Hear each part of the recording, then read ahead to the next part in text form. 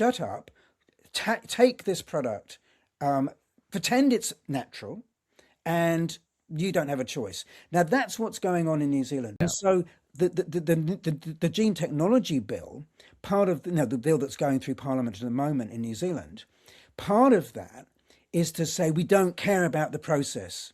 Why are you regulating genetic engineering? Because it's unfair on the genetic engineers, because when it comes out at the end of this process, it looks really similar, almost identical to a natural product. So shut up, take this product, pretend it's natural, and you don't have a choice. Now that's what's going on in New Zealand. P1055 removed regulation, removed pre-testing and labeling of new genetically engineered products that don't even exist yet, in some cases, on the assumption that listen to this, mate, that the companies will regulate themselves, because then the companies never do anything bad to make a dollar. They're always really ethical and up there. And these products are so much like nature, and in fact, they could have happened in nature, that they didn't, that you don't need to know. Now, luckily, there's lots of scientists globally and lots of evidence emerging to say the gene technology that you're using to make these things a bit like nature, almost like nature, could have almost happened in nature, are not like nature. The disruption to the genome is much more significant.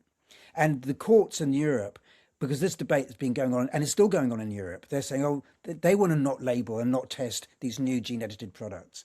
The court, I think it was the Court of Justice in Europe, said in 2018, no, stop industry, stop, global organizations.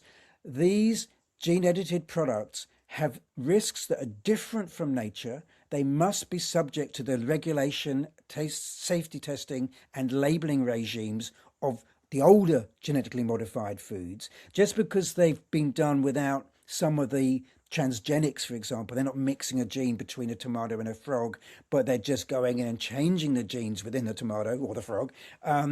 It doesn't mean that it can be assumed safe. That you need to recognize these as gene-edited products as genetically modified. So there's a lot of naughty, unethical conversations going on, including in New Zealand, whereby I think the minister said, oh, we're going to still label the GMOs. It's just the new ones we're not going to label, and we're going to call them precision breeding, and you won't know anything about them. Now, that's unethical.